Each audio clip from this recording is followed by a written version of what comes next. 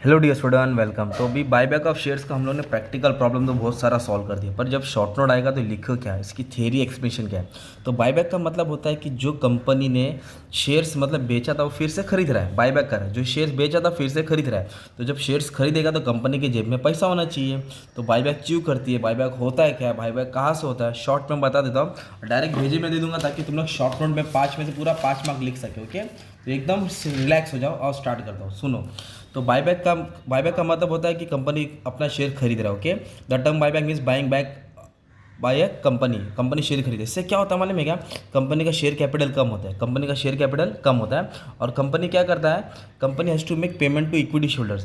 Company जब भी buyback करेगा तो इक्विटी शोल्डर को पेमेंट करना पड़ेगा, और जब पेमेंट करेगा तो रजिस्टर से मेंबर लोग का नाम हट जाता है। और बायबैक का रूल्स क्या है, सेक्शन कौन सा है, section 68। Okay, company act section 68 के हिसाब से बायबैक होता है, ये तुमको याद करना है ना, सेक्शन 68। और बायबैक क्यों किया जाता है, what are the objective of behind buyback. सबसे पहला, to increase the intrinsic value of share. Intrinsic value में जो उसकी रियल वैल्यू होती है उसको बढ़ाने के लिए।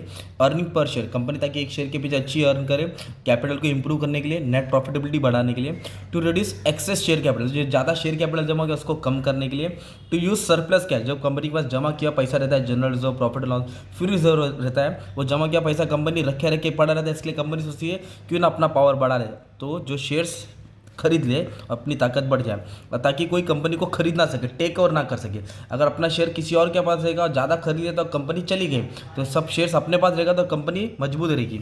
और फिर कंपनी क्या करती है, इसमें ऑफर प्राइस देती है। तो आप लोग क्या है ना, मीनिंग बना के थोड़ा ऑब्जेक्टिव डाल के ना, फिर जो बायबैक का कंडीशन है, जो फॉर्मेट तुमने सीखे ABC, वो फॉर्मेट बना देने का, क्या बना देने का, फॉर्मेट। और फिर ना एग्जाम में से तुमको बायबैक का क्वेश्चन आता है, तो ये पैराग्राफ उठा के डाल सकते हैं तुम लोग। सेम क्वेश्चन तुमको एग्जाम में आएगा ना, तो लिखेंगे द एग्जाम्पल ऑफ बायबैक का, तो कंपनी का नाम डालने का, इधर लिख देने the company decide to buyback, this is the example of buyback of share. पूरा कंडीशन नाम डाल देने का, नाम चेंज कर देने का, ऑफर वाइज डाल देने का। ये सेंटेंस भी तुम्हारा क्या है, काम आ जाएगा ना।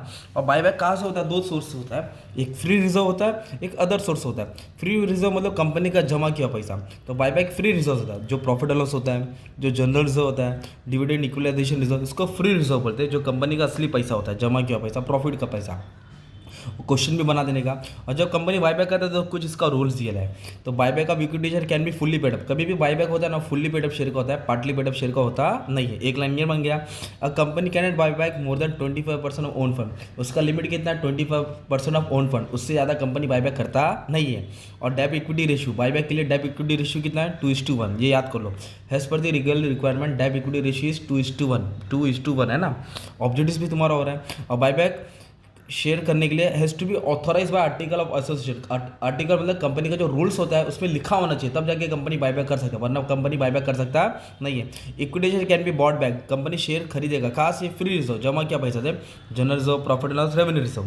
तो ये तुम्हारा बायबैक का मस्त में शॉर्ट में मैंने मीनिंग दे दिया है। बायबैक बना देने का, कंडीशन का फॉर्मेट बना देने का, ये थोड़ा लाइन उठा के डाल देंगे। तो सब एग्जाम में कहते हैं बायबैक का सम आता है, ये सब डाल सकते तुम लोग, है ना। सिर्फ नाम, जिस सीधा एग्जाम्पल ऑफ बायबैक, प्रणाली लिखा है उसको अली लिख दो तुम। ये सब करके तुमने क्या कर दिया मालूम है क्या, बायबैक का तुमने 1.5 पेज में एक्सप्लेन करा दिया। तो इस तरह शॉर्ट में तुमको दे दिया है। ओके, और बाकी सब चैप्टर का थियरी एक्सप्लेन कर दिया, अच्छे से पढ़ लेना। Thank you very much and all the best for your exam.